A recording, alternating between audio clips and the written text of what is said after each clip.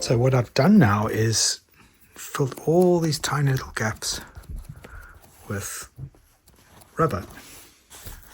So I'm going to let this dry overnight. I've cut pieces of the old bits like I said I would. And now I'm going to see if I can't get this as smooth as possible. Alright, let's get that on. Get all the way to there.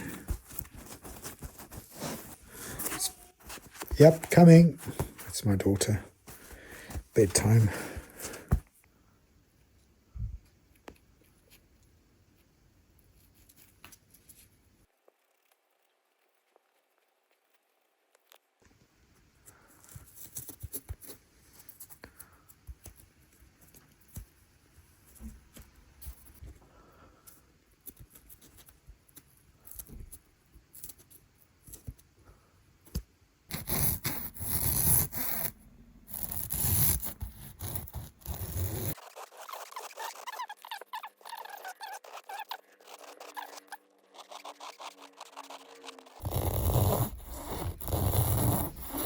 Very light. Don't push. You see, there's a depression that I need to fill.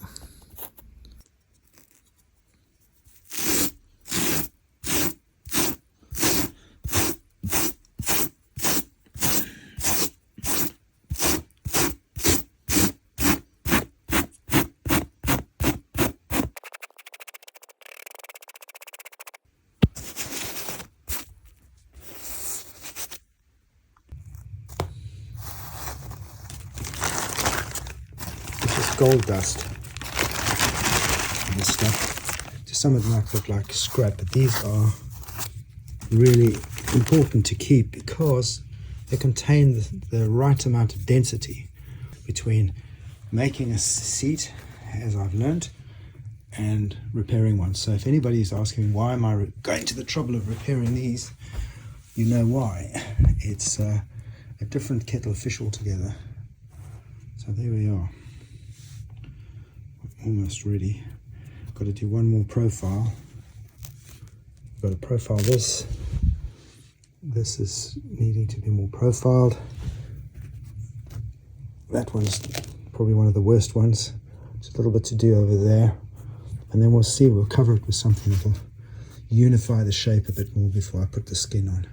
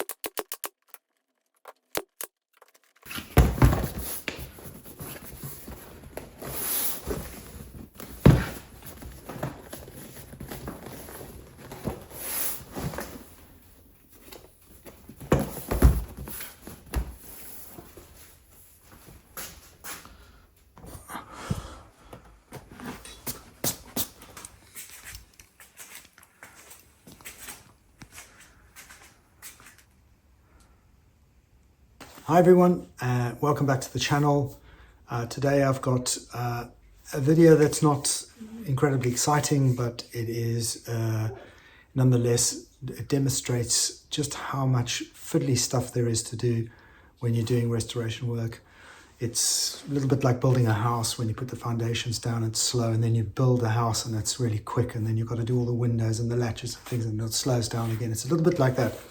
So I'm at that point where you'll see over the course of this video all the little things that are need attention, threads that need to be cut, all that kind of stuff. Also looking for parts that are missing. That is a real pain because you get to do a job and then suddenly you find that there's something missing and you've got to try and order it or find it or make it. In this case, I'm going to have to make a few bits on the lathe, which will slow me down. Some people have asked why I just don't buy new bearings for certain things. Well, the fact of the matter is that there are no bearings available for certain parts of this motorcycle now. Certainly I've searched high and low. So what I tend to think when I strip these bearings out, or these, I'm talking specifically to the lever cushion, that's the rocker that moves the suspension up and down. I use needle bearings from any spare parts that I can find, because literally could not find anything for it. But as long as I can get it as good as possible, as you can see, they're pretty good. There's not play. How long that'll last, I don't know, but at the moment there are no suppliers that do these type of bearings, certainly here in the United Kingdom. So you'll see just how many different things I have to put my hand to. There was also a request from a subscriber to see all the bikes that I've done, and bikes that I still have to do that are in my collection. So I'm thinking that's a nice easy one for me, certainly, and we'll do that one hopefully before Christmas. Then you guys can see what projects are coming up, so that as you subscribed or as you stay tuned in, you'll be able to follow along the specific bike that you particularly like. I'm getting a lot of views now, but I must say there's quite a few that aren't subscribed yet. Please remember that subscribing really helps me to continue the channel. Certainly some of the funding that comes off the back end of these videos, which isn't much, but it's enough for me to put straight towards the new bolts or bearings or whatever that I put towards. I do put some of my own money into these bikes, and I don't have a Patreon site, and I certainly don't have anybody buying me coffees. And the reason I don't do that is because if I do that, then there's a kind of an expectation to deliver videos as and when I would if I was a professional doing this all the time. This is a hobby for me. This is something that I enjoy, and it keeps the pressure off by not having any expectations. So if you do subscribe, then it does help me. This video might come up as a recommendation, so that really helps me generate a little bit more income, and also helps you guys find out how you can do your own things. So with that, enjoy this episode, and I will see you on the other side.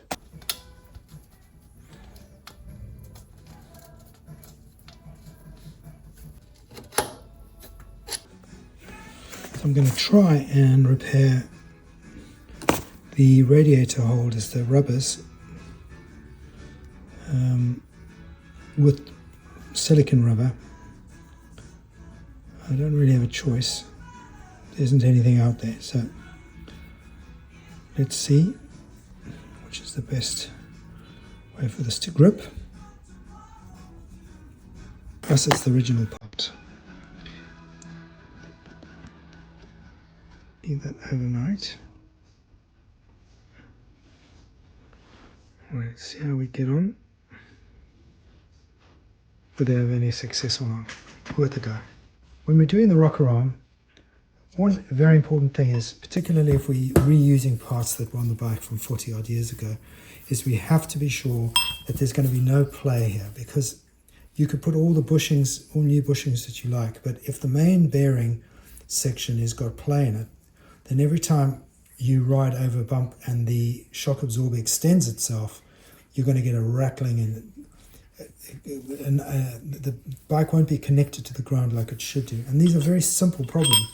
This could be all down to the bolt that goes through the axle, but the inner bushing that sits inside here, that is surrounded by bearings. You can see this face here, right? So I've cleaned this off, and what we tend to do is focus so much on replacing the bearings, we don't think about this bolt going through this sleeve. This is what connects it all together, and then that rotates. So I'm just pushing this on, and I have to say with great joy that there is no play at all in this. This is really quite smooth and amazing if you consider for how old this is. Let's get on and get all these needle bearings in and greased, and if I need to replace any, I'll go and look, because this one doesn't have anything inside it, so this is going to be an interesting one to recover. So I'm going to have a go at salvaging as many of these pins as I can, and if it's no good, it's no good, then I'll go and buy I'm just going to go and buy for the sake of buying. I've got to do this times 3, so I've got to be very cautious about how much I spend on all of this stuff. So I didn't take you through the laborious video process. Look at that. That really is good. There's just no play there. Right, now we're just going to figure out how we're going to fix the third one.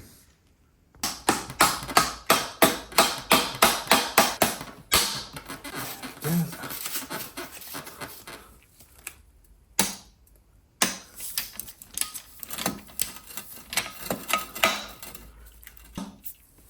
Great.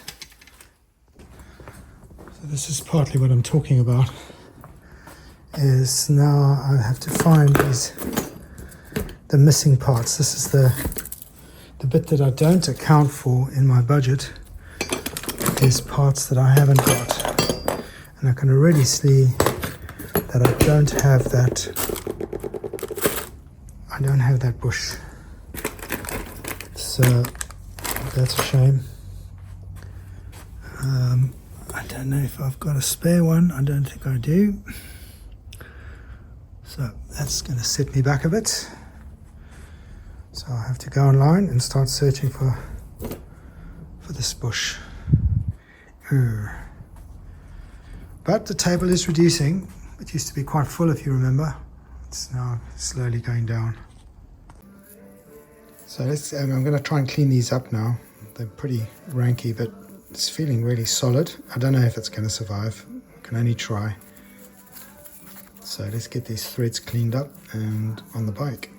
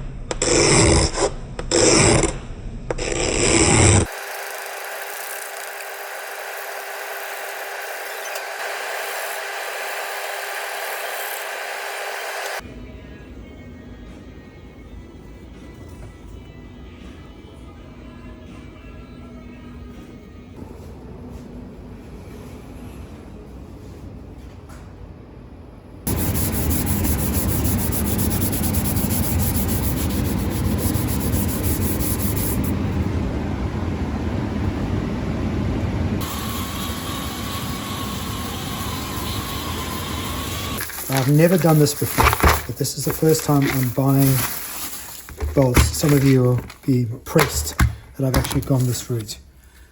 So all these are nicely plated. Yeah, should do more of this next time.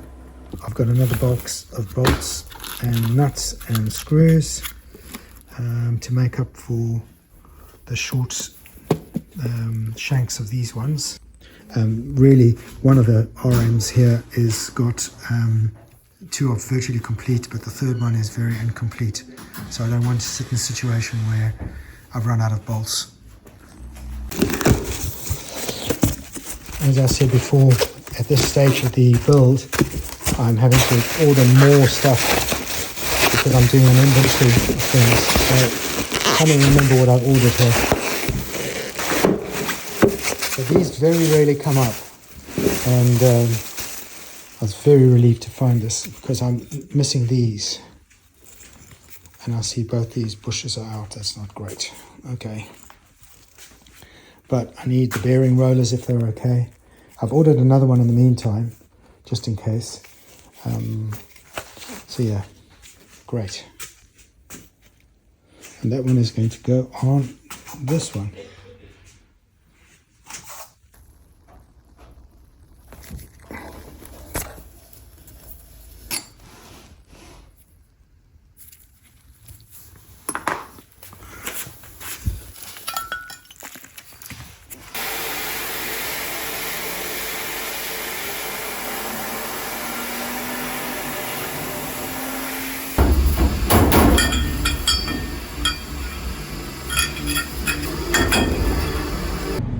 Here's a set of bars that I bought that is the correct silver color. These are the original bars on the other two, which were prepared and now being painted to the same silver. So this is the primer, then we put the silver, and then we put the finish color on it. So we're going through the same bars. So what we're going to do now is I'm going to spray the clear coat onto that. Let's find the original one. This one, we're going to match to this.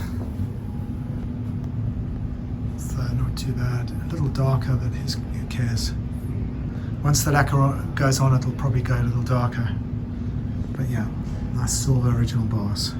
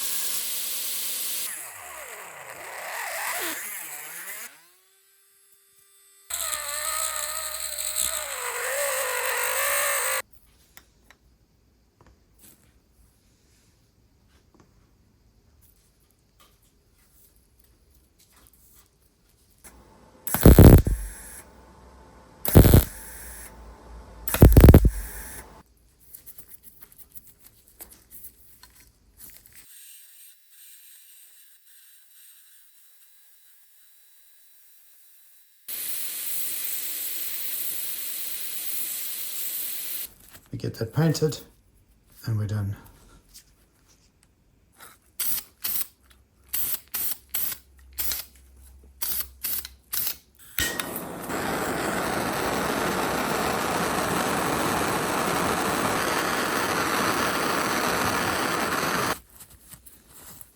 I've never used a flame before to cook this high heat paint, but it seems to be the way to do it. Just like everything with this bike, there's so many worn parts. Threads are worn. These are stripped across, so I'm just going to see if I can't resurrect these threads. Sometimes you can get them back. Okay, that seems to have cleared it.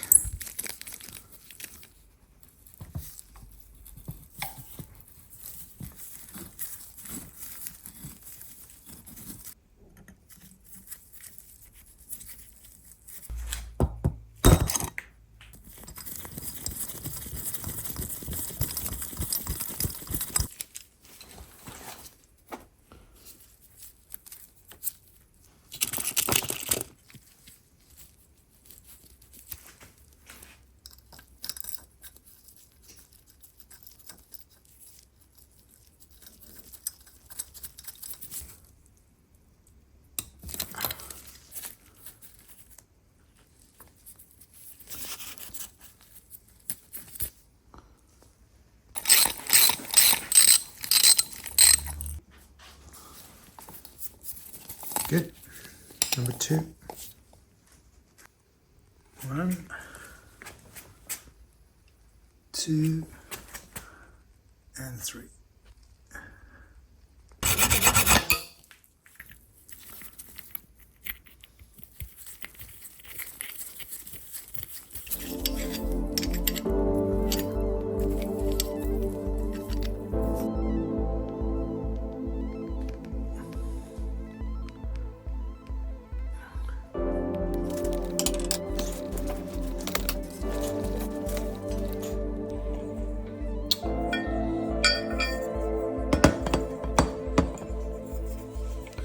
So I have now a spare set.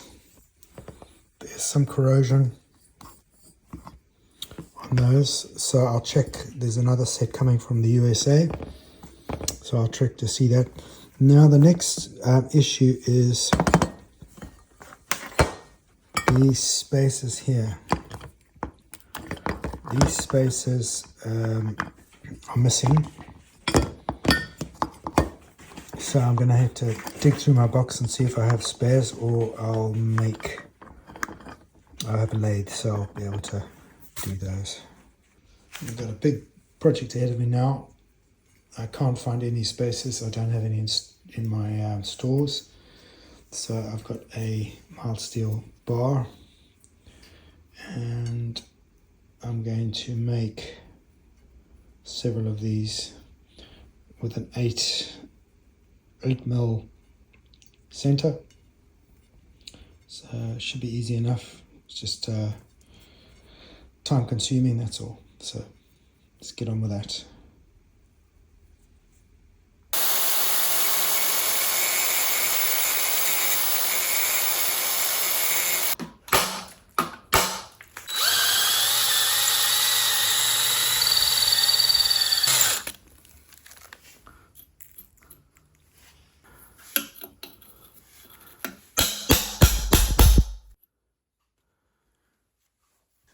So that's broken off at some point.